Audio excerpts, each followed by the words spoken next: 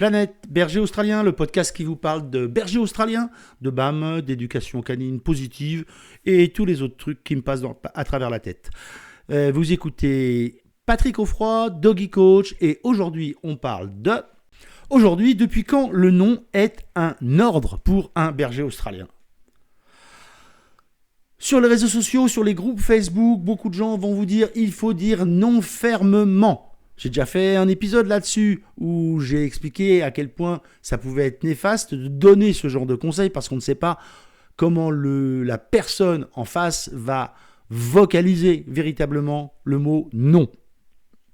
Mais si on y réfléchit 2 minutes, au-delà du fait que le non est un ordre d'inaction, c'est quand même extrêmement étrange de vouloir utiliser un mot que nous utilisons dans notre communication humaine très régulièrement et de vouloir l'imposer aux chiens. Nous utilisons ce mot très régulièrement. Quand vous avez un démarcheur téléphonique, essayez de dire non pour voir. Bonjour, je vous appelle pour vous vendre des portes et des fenêtres parce que justement, on fait une étude sur l'isolation des maisons individuelles. Est-ce que vous êtes bien propriétaire ? Si vous répondez non à la question, déjà, le gars vous raccroche au nez. Mais imaginez que vous disiez non, ça ne m'intéresse pas. Le gars en face, c'est un vendeur. Il ne va pas s'arrêter là. D'ailleurs, dans une discussion normale, personne ne va s'arrêter là. Le fait de dire non, même dans la communication humaine, est devenu difficile et n'est finalement que l'opportunité de relancer l'opportunité qu'a l'autre d'avancer des arguments pour vous convaincre du bien fondé de ce que lui, il pense. Ça veut dire quoi ? Ça veut dire que vous dites non. Alors évidemment, si vous raccrochez, c'est un autre sujet.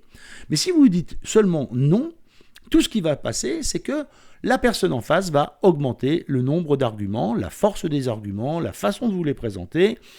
Oui, mais vous comprenez, etc., etc., etc. Alors déjà, ça prouve bien que le non, tel qu'on le pratique dans la communication humaine, dans les interactions sociales qu'on peut avoir en tant qu'humain avec des humains, le non ne fonctionne pas. Alors comment c'est donc possible que, une fois qu'on a dit ça, on espère que le chien, lui, va accepter le non, qui, je le rappelle, est un ordre d'inaction, et qui est censé couper l'interaction. Mais c'est pas possible. Le chien, il n'a qu'un seul but dans la vie, faire ce que vous voulez qu'il fasse, être en interaction avec vous.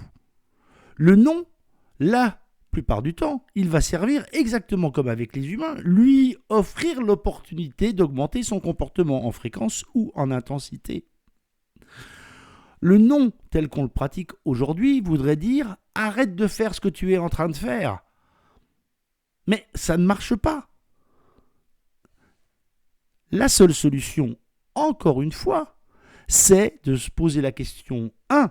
Pourquoi le chien fait ça ? Pourquoi je suis moi dans la situation de dire non ?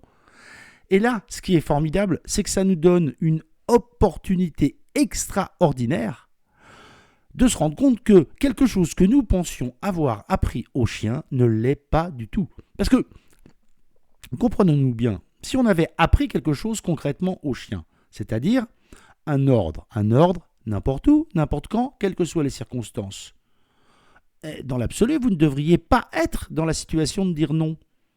Vous n'avez pas besoin de dire non, puisque si c'est acquis, c'est acquis. Et si c'est acquis, alors le chien ne crée pas la situation où vous devez dire non. Vous avez donc là une formidable opportunité d'apprendre autre chose à votre chien, et peu importe ce qu'il est en train de faire, si vous avez besoin de dire non, c'est qu'avant, en amont, il y a quelque chose que le chien n'a pas compris. Sous-entendu, il y a quelque chose que vous lui avez mal appris.